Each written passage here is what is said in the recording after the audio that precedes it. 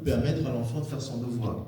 Donc on va se retrouver avec l'enfant qui va dire « Ah mais papa, j'arrive pas à aller sur Internet parce que j'ai mon devoir à faire. » Et je dis « Mais pourquoi tu as besoin d'Internet pour aller faire ton devoir ?» En fait, le prof a mis le devoir sur Pronote et pour pouvoir faire le devoir, il doit aller sur Internet. Donc, l'État va pousser pour des sujets d'aisance à faciliter l'utilisation des outils. Et non, il faudrait que nous, on ait un réel contrôle. J'ai listé quelques outils de contrôle parental qui existent, mais la présence à côté, il n'y a rien de plus exceptionnel. Il y a des outils, que ce soit des outils qui existent, que ce soit sur Android, sur Microsoft ou autre, pour calculer le temps. On utilise Family Link à titre personnel, et quand je l'utilise, je bloque. S'il veut, il a ses temps d'utilisation de l'ordinateur. S'il va aller sur YouTube, même si je suis au travail, je reçois la notification qu'il va aller sur YouTube. J'ai la possibilité de voir ce qu'il veut voir. Et si je valide, il peut voir. Si je ne le valide pas, il peut faire ce qu'il veut, il ne va pas voir. C'est des outils qui permettent d'avoir un contrôle. Donc le premier point, c'est le contrôle parental. La deuxième chose, de façon... après, les autres éléments sur les routeurs et autres, bon, il faut avoir un certain niveau technique pour y arriver, mais le contrôle parental des applications, c'est assez facile. C'est assez facile d'utilisation. Family Link, par exemple, qu'on utilise, vous téléchargez, vous installez, vous mettez tout ce qui va dans la maison auquel l'enfant peut accéder, et puis vous fixez les règles du nombre de temps qu'il peut mettre sur un écran. Quand le temps arrive, ça s'arrête sur son téléphone, ça s'arrête sur l'ordinateur à la maison, et ainsi de suite. Donc, si vous n'êtes pas là, il ne peut pas faire au-delà de ce que vous avez fixé. Vous pouvez limiter à des niveaux de filtre, on peut limiter même les sites internet sur lesquels il va. Sur YouTube, on peut limiter le type de recherche qu'il peut faire, le type de recherche qu'il peut faire sur Google, ce genre de choses. Il y a vraiment une pléiade d'outils qui peut être fait. Mais ça marche pour des enfants qui peuvent avoir accès en autonomie, donc souvent à partir de la 6e. Donc on est là sur des enfants de 10-11 ans. Mais en dessous, il y a d'autres éléments à mettre en place. Il y a un autre outil pratique, c'est déterminer les règles familiales. Donc moi je suis très friand d'un truc que j'ai vu après avoir regardé un documentaire sur Netflix au sujet des écrans qui a été construit par Netflix, mais dont les protagonistes, il y avait Mark Zuckerberg qui a fait la plateforme Meta, donc Facebook, Instagram et autres. Il y avait Bill Gates, il y avait l'un des fondateurs des ingénieurs d'IA de chez TikTok, ainsi de suite. Moi j'ai constaté une chose, c'est eux qui ont créé ces applications-là, mais ils interdisent à leurs propres enfants d'aller dessus.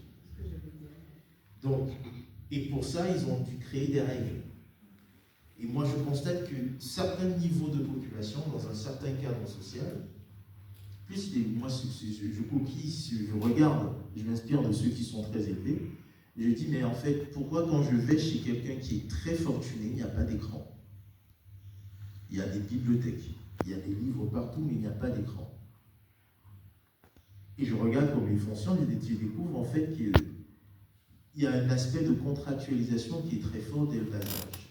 C'est-à-dire qu'on va parler je vais parler des outils, des règles familiales et par exemple de la charte numérique. Moi je fais des chartes familiales, donc ça va un peu plus loin, mais on fixe à quelle heure on a accès. Et ça, peu importe la règle, peu importe ce qui se passe, on fait comprendre à l'enfant, ça lui apprend à déjà intégrer la société, que c'est comme ça. Par exemple, le mien, le grand, quand il veut changer quelque chose, il nous fait un écrit. Il doit nous démontrer avec des arguments pourquoi il veut plus d'écran. Donc, je l'oblige déjà à la base à écrire, je l'oblige à réfléchir. Et quand il vient présenter, je dis, ok, nous, dans le conseil d'administration de la famille, dont ta maman et moi, on va statuer sur ton point. Et puis on te revient. Donc on s'est assis, on a regardé, le soir, on a dit, bon, on n'a pas fait devant lui, on était, purée, c'est trop bien comme il écrit, en plus c'était carré et tout. Il a fait argument 1, il souligne. Je veux transférer 15 minutes de mon téléphone vers mon ordinateur parce que ceci, patati patata. Option 2, ceci, cela, option 3. Il nous a fait 3 options dans lesquelles on devait faire un choix. Donc quand on est revenu vers lui, c'était en 6e, l'année dernière, quand on est revenu vers lui, nous on avait à la base prévu plus. On s'est dit, ah, lui, il s'est rendu compte que le plus là, c'était. En fait, il n'était pas allé aussi loin en termes de temps que nous on prévoyait. Donc, quand il a commencé à chercher ses arguments, il s'est rendu compte, en fait, je n'ai pas besoin d'autant pour pouvoir faire telle ou telle chose. Donc, il s'est mis lui-même des limites. Et quand on a dit, OK, voilà les limites, on te valide cette option, on valide ceci, on valide cela, on a imprimé. C'est posé quelque part dans la maison. Quand il vient, il dit, oh purée, j'ai oublié d'appeler, je vais appeler mon ami tel pour aller le voir. On dit, mais tu utilises ton téléphone. Lui, j'ai plus de temps d'écran. On dit, ah, ben là, du coup, tu vas devoir sortir, aller toquer chez lui pour savoir s'il est là. Parce que tu as signé un papier qui dit que tu ne peux plus utiliser ton téléphone après la limite de temps. Et il s'est dit, ah, est-ce que je peux avoir une exception? On dit, tu as droit à 3 exceptions sur le semestre, le trimestre. Si tu veux utiliser ton exception pour ça, c'est à toi de voir. Il va réfléchir, puis il va dire, non, finalement, je vais mettre mes baskets, je prends mon vélo, je vais aller le voir. Parce qu'il s'est dit, l'exception, il va l'utiliser à un autre moment. Il ne l'utilise pas au final. Parce que dans son analyse, il commence à prendre conscience que le temps, ça coûte. Et même ce temps d'accès à l'écran a une valeur. Et il est obligé de suivre. Donc ça, c'est le deuxième point, c'est sur le temps d'écran, sur les outils. Après, on détermine les routines. Tous les soirs, après, il se couche à 21h30. On essaie de se faire aussi à la petite. Mais ce que je peux vous donner comme ça, c'est de fixer une routine pour les enfants sur l'accès aux outils et pour vous-même aussi, parce que c'est important. Vous savez, pendant la petite pause, il y a un truc qui m'est revenu à l'esprit que je veux vous raconter. Vous savez qu'il y a eu une recrudescence, c'est scientifiquement prouvé. Moi, j'ai lu l'article dans Harvard Business Review, j'étais choqué. Une recrudescence d'une maladie, je suis désolé de le sortir, des hémorroïdes. La cause première, c'est parce que les gens vont aux toilettes avec les écrans. Et rester plus longtemps assis aux toilettes, ça vous cause des problèmes d'hémorroïdes. Donc c'est devenu un point il faut signaler aux gens d'arriver à aller aux toilettes sans leurs écrans. Et vous vous rendez compte à quel point on va à cause de ça. C'est que si on pose la question ici, les 2/3 du temps, et moi-même ça m'arrive, souvent on voit que c'est dit, bon, je scrolle un petit peu, et on passe trop de temps. Et après, on devient malade. C'est devenu une cause de maladie. Et c'est une maladie, ce n'est pas les maladies neuronales, comme le docteur Robin a expliqué. Même physiquement, on se retrouve à avoir d'autres types de maladies à cause du téléphone. Il y a d'autres maladies au niveau du cou, il y a des nouvelles formes de sciatique qui sont nées, des nouvelles formes de tendinite qui sont nées à cause des écrans. Donc, il faut faire attention et il faut donc mettre des routines structurées, l'heure d'utilisation, la fin des utilisations, à quel moment on utilise, ce qu'on peut faire. Et aussi déterminer certains éléments qui permettent d'avoir de la liberté.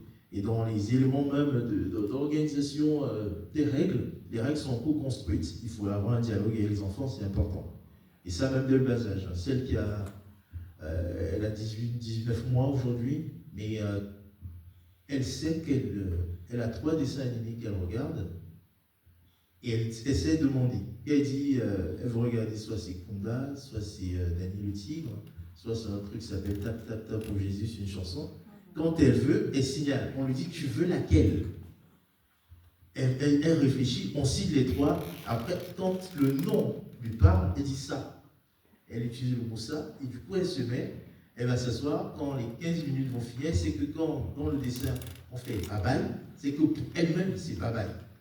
Donc dès qu'on dit bye-bye, elle essaie de bye-bye, elle s'en va et on vient éteindre. On n'a pas besoin de venir arracher ou quoi que ce soit. Et c'est fait à des moments où elle sait que ce n'est pas à tout moment dont elle a besoin. Donc on y arrive à mettre des règles où quand on va s'asseoir, on va dire ah ça te fait peur. Quand on voit ses réactions, et on essaie de créer ce dialogue de ce qui fait peur, de ce qui nous plaît, de ce qu'elle voit. Et après quand on a dit ah Baud, papa, elle voit quelqu'un qui a une chaussure comme la chaussure de papa. Elle dit Baud, papa. Et elle apprend des mots comme ça. Mais après on arrête et on dit dès qu'on voit Baud, on dit ah il y a ça aussi dans le livre. On était et on profite. On dit va chercher le livre où il y a les Bauds qui sont comme les Bauds de papa. Et elle va chercher le livre qu'elle ne sait pas lire, elle n'a pas encore l'âge, mais ça crée un lien et ça nous permet d'avoir des échappatoires rapides pour aller vers ce qui est papier. Donc voilà. Bravo, hein. Franchement, on va applaudir parce que vraiment, moi, je suis impressionnée par. Merci Boris. Mais du coup, tu embrayes aussi sur ma deuxième question parce que je voulais savoir comment en fait instaurer des règles claires autour des écrans sans rentrer dans un rapport de force. Parce que là, c'est surtout avec les adolescents et comment instaurer des règles claires sans rentrer dans un rapport de force. Ok.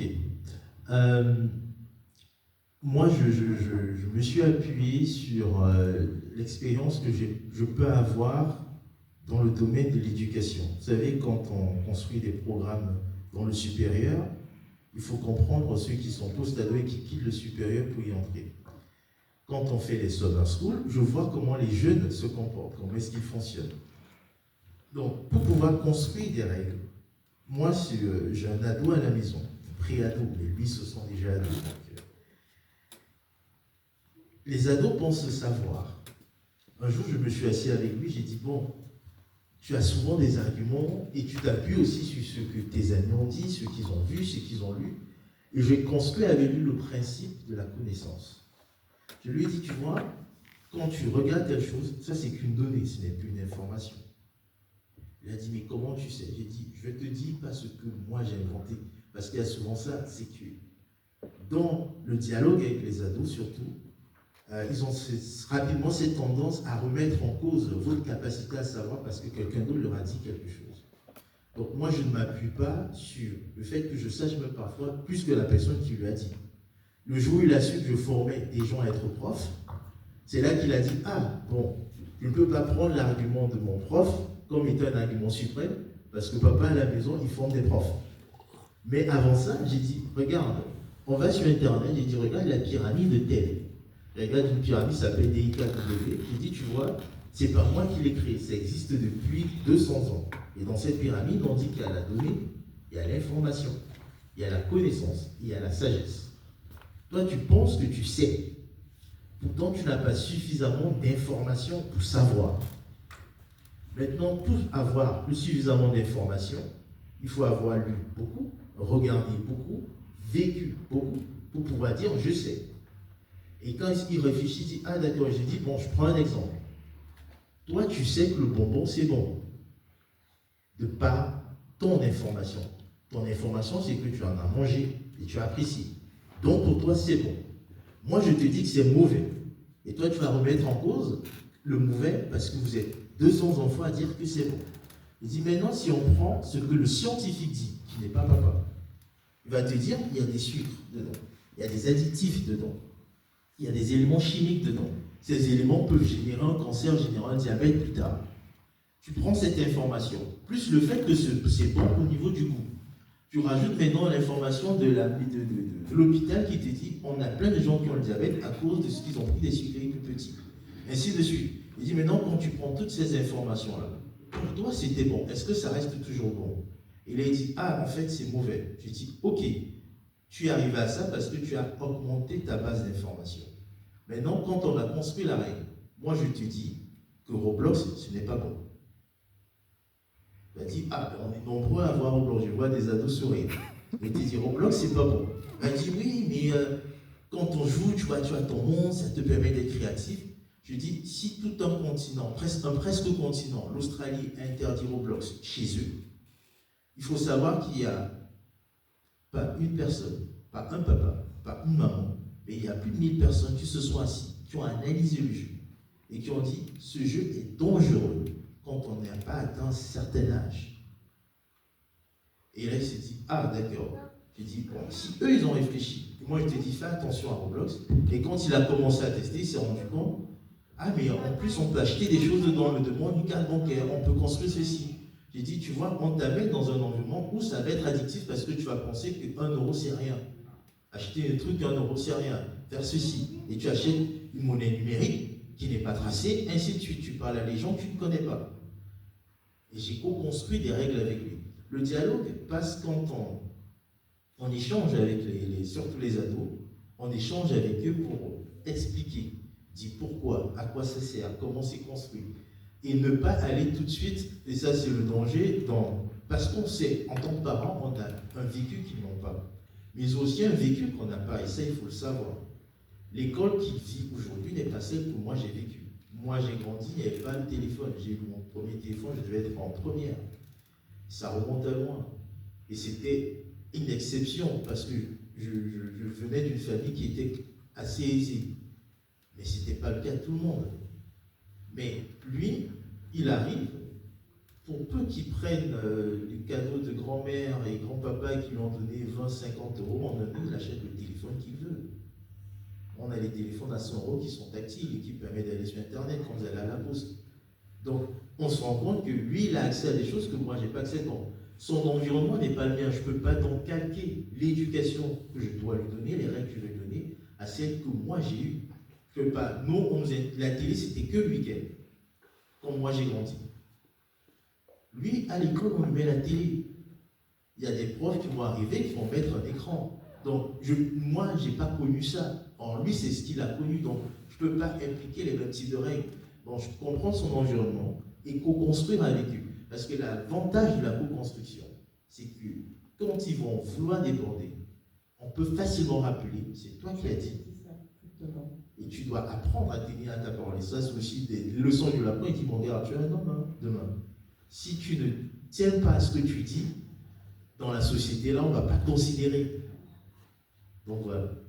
Très bien. En tout cas, merci beaucoup pour tout ça. Mais du coup, alors, comment, à travers ce que tu es en train de faire avec ton fils, comment tu arrives à développer son esprit critique face au contenu? Comment, par exemple, aujourd'hui, je lui dis, voilà, il faut faire attention, il y a DLS, il y a quoi, il y a plein de choses que les jeunes, j'ai les mêmes aussi, j'ai les mêmes soucis, plutôt à la maison.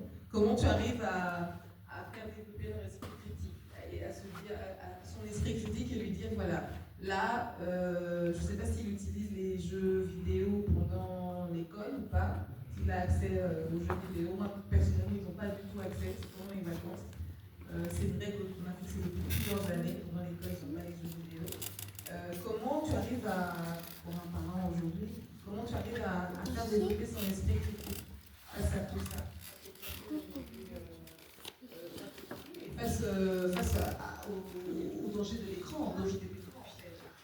Ok.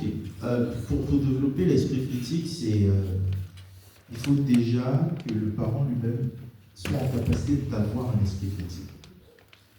C'est-à-dire que la façon dont on développe l'esprit critique, pour développer ça chez un enfant, il faut qu'on sache déjà, qu'on arrête déjà, sinon ça va être difficile. Je vais donner un exemple. Si je crois à tout ce qu'on dit sur TF1 lors du journal 20h, ou je crois à tout ce qu'on dit sur BFM, ou je crois à tout ce qu'on dit sur CNews, je n'ai pas encore moi-même la capacité de développer un esprit critique. Donc ça va être difficile pour moi d'expliquer à l'enfant de développer son esprit critique.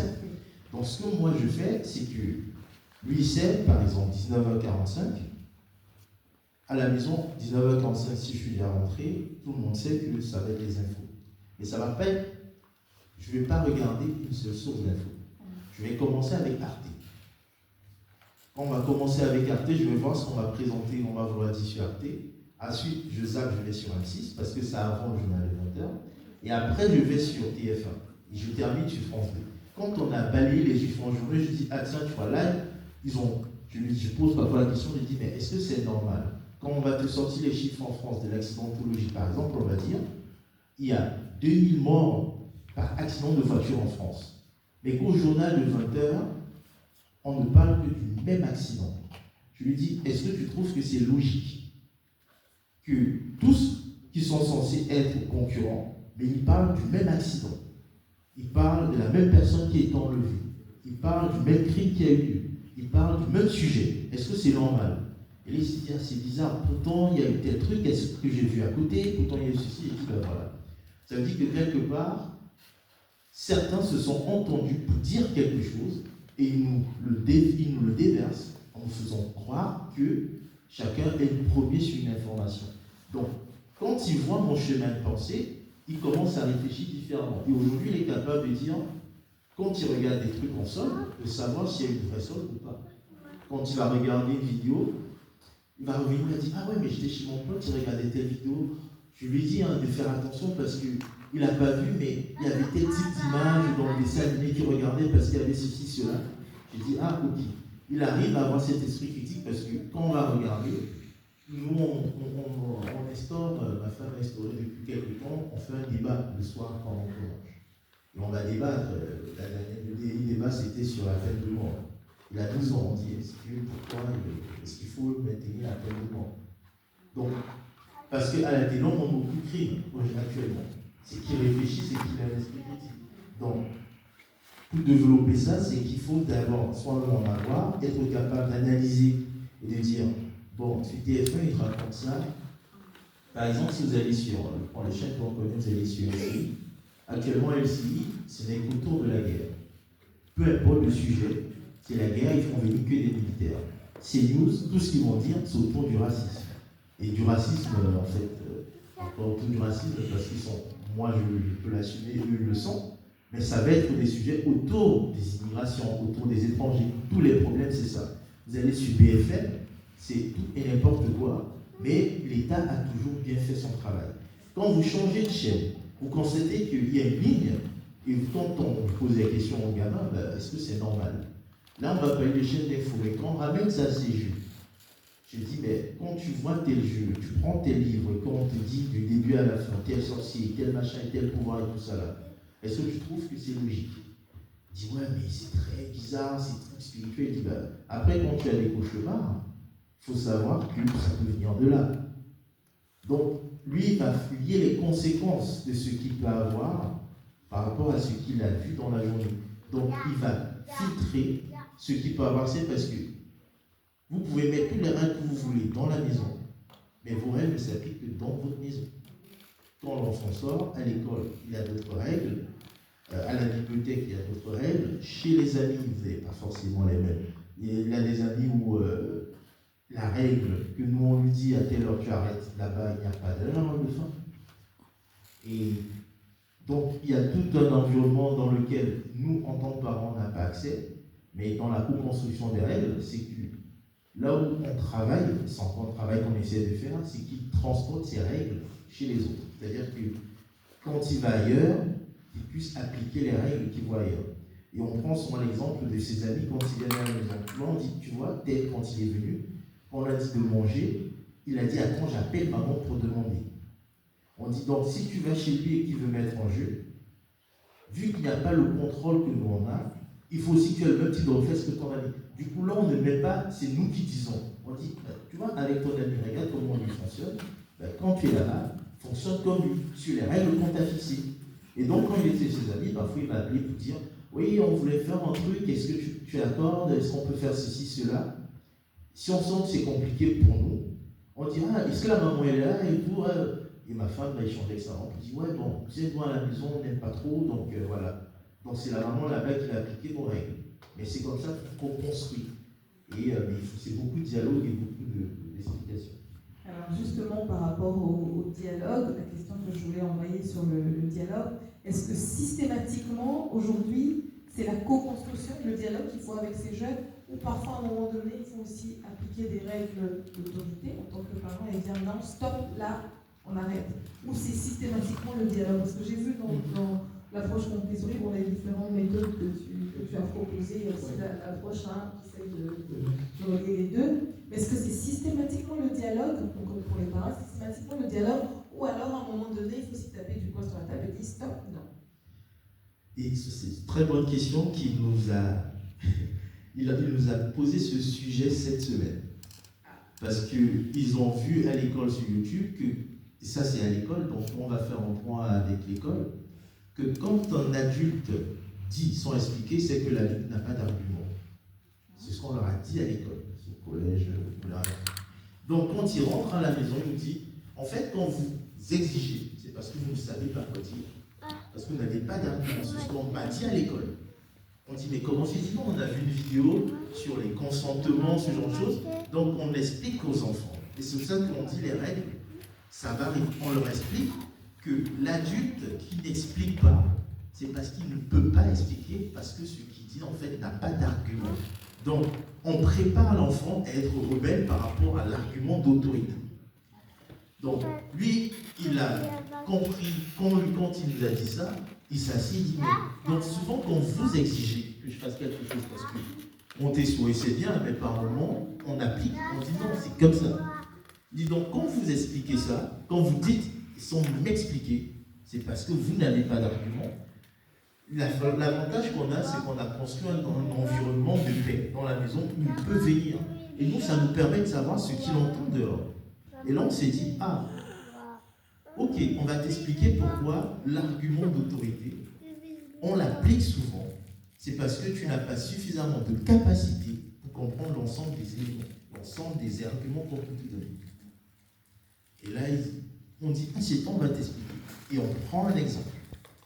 On dit, est-ce que tu crois que je peux expliquer à ta petite sœur qui a 19 mois qu'à 22h, on va l'amener dans son berceau sans lui demander son avis, sans avoir à lui expliquer, on la couche dedans, on reste accouché jusqu'à ce qu'elle s'endorme. Est-ce que tu penses qu'on peut lui expliquer pourquoi? Il me dit, elle ne comprend pas encore. Je dis, c'est pareil avec toi sur certains points. Il y a des choses que tu ne peux pas encore comprendre. Même si tout le monde autour va te dire c'est bien, mais on sait que par rapport à ta construction, ce n'est pas le cas. Et c'est un argument, c'est un truc qu'ils utilisent, qu'ils commencent à mettre en place assez tôt, parce qu'ils veulent faire entrer les éléments dits de tolérance. Il faut accepter tout type d'environnement autour des différents types de sexualité ou autres, toutes ces choses qui, moi, personnellement, je l'assume, mérissent le poil, je déteste. Mais c'est que pour que ça passe, il faut qu'on construise l'enfant en lui faisant comprendre que toute chose qui est dite comme étant négative doit avoir un argument. Or, nous, on va t'expliquer que la tolérance est un argument, que ton ressenti est un argument, que ce que tu penses est un argument, que ce que tu aimes est un argument. Donc, nous, on lui fait comprendre. Parfois, il va être énervé. Je dis, ok, tu es fâché par rapport à... Est-ce qu'il peut nous dire, je ne suis pas content que vous me fassiez faire ça? Mais il le fait. On dit, non, c'est bien que tu me le dises. Mais est-ce que le fait que tu ne sois pas content, c'est un argument? Pour qu'ils comprennent que le monde dans lequel on nous positionne, on veut amener nos enfants, où l'émotion devient un argument, n'est pas un monde acceptable pour lui, pour pouvoir tenir ferme face à tout ce qu'il peut avoir comme adversité demain. Parce qu'aujourd'hui, les gens se lèvent, vont te dire, je me sens ceci, donc je suis ceci. Le fait que tu te sentes ne change rien au fait que tu peux te sentir femme dans un corps d'homme, tu ne vas pas aller à l'hôpital, on va te traiter comme une femme. La science va nous démontrer que ce n'est pas le cas. Donc ton ressenti n'est pas un argument. Sauf qu'à l'école, on veut le construire ainsi. Donc quand ils font face à des parents qui n'ont pas forcément toute l'explication nécessaire, on leur dit c'est parce qu'ils n'ont pas d'argument. Et comme ils n'ont pas d'argument, c'est pas vrai, puisque le monde te dit que ce que tu penses être, c'est un argument. Ce que tu penses aimer est un argument. Donc souvent il va dire je veux quelque chose, et je le vois avec ses amis, avec des ados, et même plus grands, parce que ce truc ça ne s'arrête pas qu'à l'adolescence. Moi je le vois en école d'ingénieur. Je travaille à des écoles d'ingénieurs de commerce à la fac ou autre. Je vois la même chose à d'autres post-ados qui vont dire ah non mais monsieur, nous on n'a pas apprécié. Oui, mais est-ce que ça change quelque chose à ce qui a été donné par le prof? Alors, nous on ne l'aime pas, mais ça veut rien dire que tu l'aimes ou tu ne l'aimes pas. Il a un doctorat, tu vas l'écouter. Est-ce que tu as étudié comme lui, il a étudié? Non. Ben, ton problème se situe. Parce qu'on leur a appris, on leur démontre que ce que je sens, c'est un argument. Si les parents viennent avec l'autorité, c'est parce qu'ils ne savent pas quoi dire. Alors que tout simplement, parfois on peut ne pas avoir le vocabulaire nécessaire pour expliquer, on peut ne pas avoir tous les éléments nécessaires, mais on a traversé des choses qu'on n'a pas encore traversées. Et parfois, on peut appliquer le dialogue, mais c'est un outil qui est brillant, donc il aime le dialogue. Et il y a des fois, il lui dit, non, je vais aller commencer à débattre. Je lui dis, ah non, ce sujet-là, il n'y a aucun débat possible. Donc je ne te laisse pas présenter des arguments. Je ne vais rien entendre, je vais juste te définir, c'est comme ça, à ce niveau-là. Après, il dit, ah, ok, bon. Et c'était en anglais. Très bien, en tout cas, on apprend, hein. Franchement, on apprend beaucoup de choses. Alors, Maurice, du coup, selon toi, comment on fait pour... alors, je comprends qu'il ne faut pas interdire les écrans aux enfants, enfin les écrans, il ne faut pas interdire, on ne va pas dans la rue. C'est dans la répression.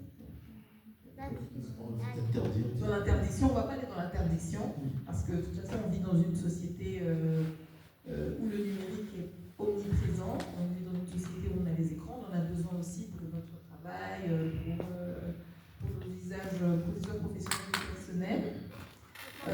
Donc on ne va pas dans l'interdiction parce que c'est contre-productif et puis ça n'a pas de sens aujourd'hui parce que vous n'allez pas interdire à votre enfant d'utiliser les écrans alors que vous êtes sur votre ordinateur en télétravail à la maison. Vous êtes en train de répondre à la CAF ou répondre à la mairie par mail, ça n'a pas de sens. Maintenant, comment on fait pour adapter les outils et les règles? C'est-à-dire qu'en fonction de l'âge de l'enfant, parce que toi tu as un adolescent, tu as un petit, moi j'en ai 3, puis il y en a qui ont différents âges aussi. Dans l'auditoire, il y en a certainement des parents qui sont aussi dans ces cas-là. Il y a des jeunes aussi, peut-être qui vont se marier bientôt ou qui veulent savoir comment adapter, selon toi, les outils et les règles en fonction des âges. À partir de tel âge, comment on fait? C'est quel outil, c'est quelle règle? D'accord. Voilà, c'est ça. Je ne sais pas si je me fais comprendre. Oui, non, c'est très clair. En fait, je crois que Aubin en a parlé déjà sur comment, au niveau neuronal, au niveau du cerveau, ça varie en fonction de l'âge.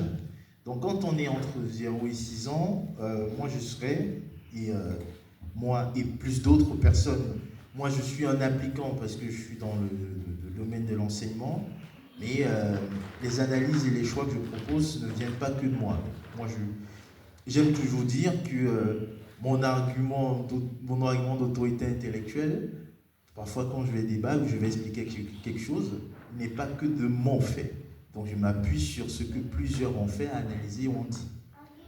Donc le mieux, c'est de réduire ou de ne pas avoir d'écran tout seul pour un enfant de 0 à 6. Il faut être à côté.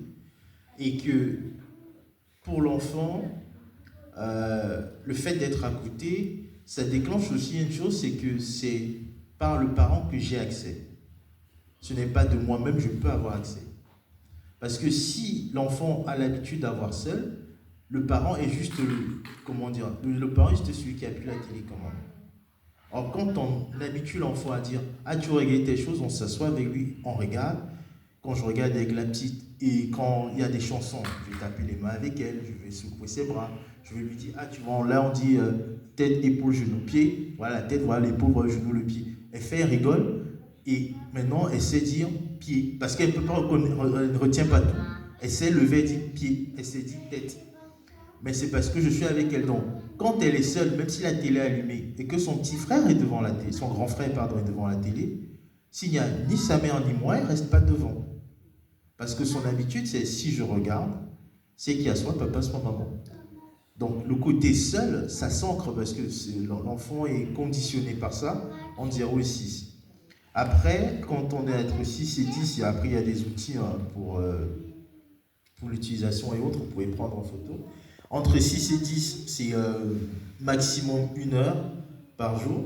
Et là, on se retrouve aussi dans la complexité, c'est que l'école rajoute du temps, donc le calcul en réalité devient difficile. Là on met 1 heure, mais vous ne pouvez pas additionner entre ce qu'il a vu à l'école, à la bibliothèque, et ce qu'il va faire à la maison si on est dans les 1 heure. Parfois à l'école ils en font plus une journée entière. Donc ce serait sur les 1 heure, sur s'assurer d'un contrôle parental qui peut être très strict. À partir de 10 ans jusqu'à peut-être 14 ans, là on commence à construire la confiance dans la personne. Et là, c'est avec les outils comme Family Link où on va limiter. L'ado aura une autonomie d'y aller dans un cadre qu'on aura défini. Et ça, c'est un exemple qu'on aime bien prendre. On dit, tu vois, il y a un grand jardin, il y a plein d'arbres, plein de fruits. Maintenant, on n'a interdit que 2. Mais dans le jardin, tu as accès à tout, sauf les 2. Donc ne cherche pas à aller sur celui qui est interdit. Tu as accès à tous, goûte tous les autres. Quand tu es rassasié d'avoir goûté tous les autres, qui c'est innombrable, là tu peux dire, bon, peut-être les 2 autres. Mais vu le temps que tu as, tu n'auras pas la possibilité de goûter tous les arbres. Donc on fixe un cadre dans lequel il est, et il a l'autonomie dans ce cadre-là. Mais on sait que dans ce cadre-là, quand, par exemple, il a voulu installer des trucs spécifique du Roblox Studio, je sais pas quoi, ça a dit non, tu n'as pas l'âge. Il est venu nous demander, il dit oui, mais les gens qui ont Roblox Studio pour construire certains types de monde et tout, On dit si l'éditeur lui-même a dit que tu n'as pas l'âge, c'est pas nous qui allons te donner les accès. Donc là, j'ai même pas besoin de comprendre pourquoi l'éditeur a dit non. Moi seul, je m'arrête à. Il a dit ça déjà. Ça veut dire que même là où tu es au niveau, là, peut-être c'est déjà trop. Donc il y a cet élément-là qui se construit. Et puis, à partir de 14 ans, quand on s'est déjà construit sur l'environnement, on peut ouvrir petit à petit si on a co-construit également des éléments sur l'esprit critique.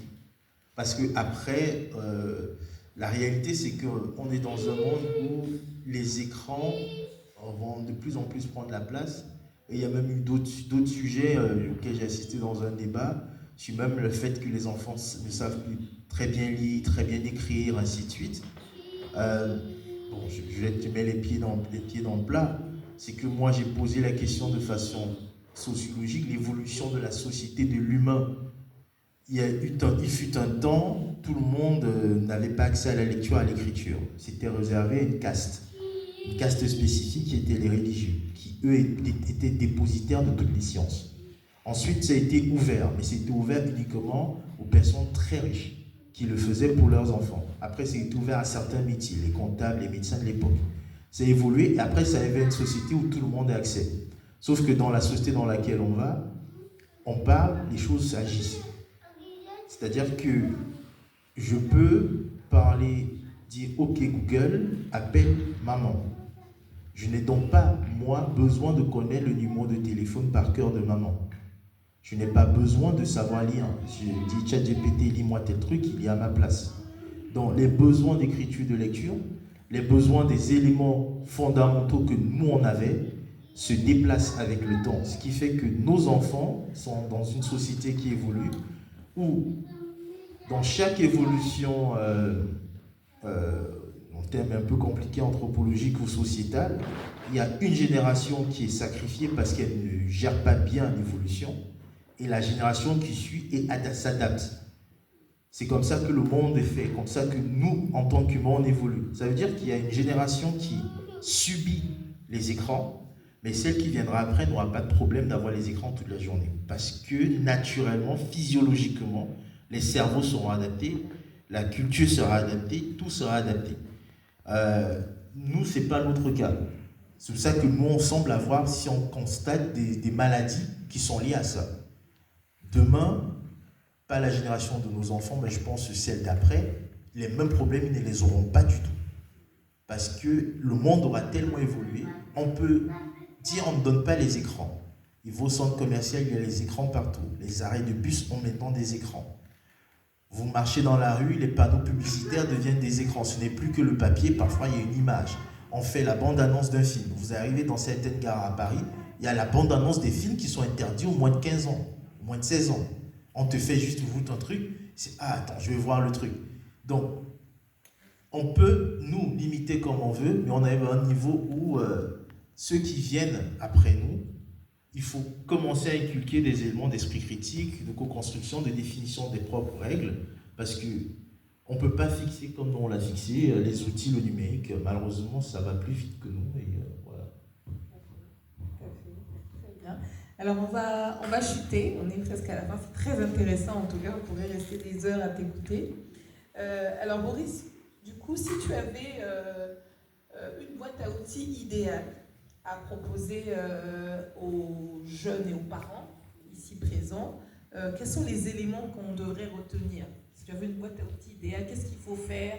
Voilà, qu'est-ce qu'il faut? Parce que voilà, on a plein de choses, comme je le dis, hein, on est dans un arbre, enfin on est dans un espèce de jardin avec plein d'arbres, on ne sait pas comment faire, qu'est-ce qu'on fait, par où on commence, qu'est-ce qu'on touche, qu'est-ce qu'on ne touche pas, qu'est-ce qu'il faut faire? La première des choses, en fait, c'est qu'il faut parler de façon humaine et personnelle. Il faut créer des chartes du numérique dans la maison. Déterminer aussi, ça c'est un point, j'en ai pas beaucoup parlé, les zones d'utilisation des écrans. Il faut déterminer des zones où on n'utilise pas les écrans. Par exemple, si on s'assoit pour manger à table, pas d'écran. Donc c'est pour ça que, ayant besoin de conversation, ayant besoin d'animation, on a rajouté un débat ou une étude, une réflexion. Donc c'est à ce moment-là qu'on va partager, débattre ou échanger. Donc il faut déterminer des zones d'utilisation. Il faut qu'on construise des règles, apprendre l'esprit critique, ça c'est les éléments qui rentrent dedans.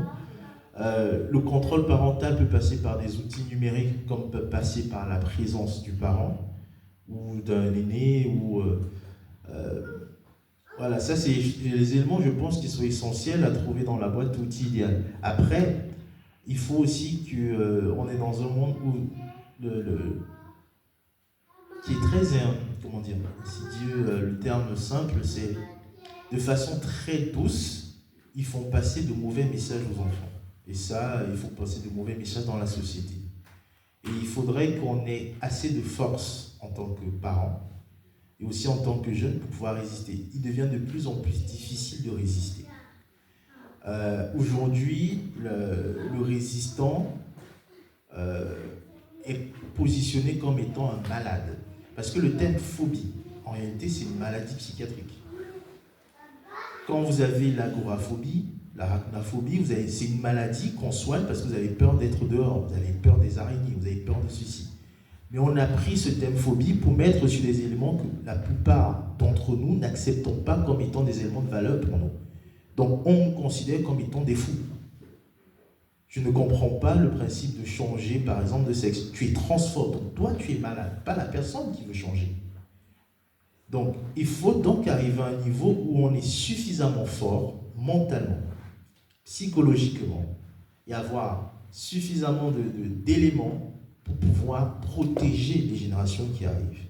Parce que pour moi, c'est essentiel. Pouvoir les protéger, pouvoir prendre soin d'eux, pouvoir les encadrer, ça va demander de plus en plus de force aux parents. Parce que quand vous allez aller à l'école, que ce soit primaire, collège, lycée, on va vous dire l'éducation nationale a décidé, l'académie a décidé. Et parfois, certains profs ne sont même pas en accord avec ce que l'académie a décidé. Mais ils doivent le faire. Et ça, c'est un des éléments qui est en combat pour nous. La maman est passée avant, elle expliquer comment, même si les gens sont sensibilisés, ils ne font pas ce pour quoi ils sont sensibilisés pour. Vous allez avoir des assistants sociaux, vous allez avoir des éducateurs qui vont transgresser les règles que vous souhaitez appliquer, mais ils n'ont pas, eux, de répression. Ils n'ont pas, eux, un élément, on ne va pas les taper sur le doigt. Mais vous, si vous faites quelque chose de façon déplacée par rapport au cadre qu'ils ont défini, on vous tape dessus. C'est vous qu'on va accuser. Donc à ce moment-là, il est extrêmement important d'arriver à avoir les arguments, être fort, et surtout à comprendre où est réellement le pouvoir. Parce que le proviseur, c'est dommage, c'est une réalité. Le proviseur n'applique que ce qui vient de l'académie. Donc lui-même, il est démuni face au pouvoir. Le prof n'applique que ce qui vient de l'académie. Le pouvoir se situe donc à l'académie et non pas auprès des profs. Parce qu'eux-mêmes, ils sont obligés d'avoir des heures de cours sur des trucs pour lesquels ils ne sont pas en accord. De donner des écrans, parfois eux-mêmes ne maîtrisent pas les outils. Et pour donner un dernier exemple, un jour l'ado il nous dit « Ah mais j'aime tel prof parce qu'avec ses notes on sait exactement ce qu'on doit faire ».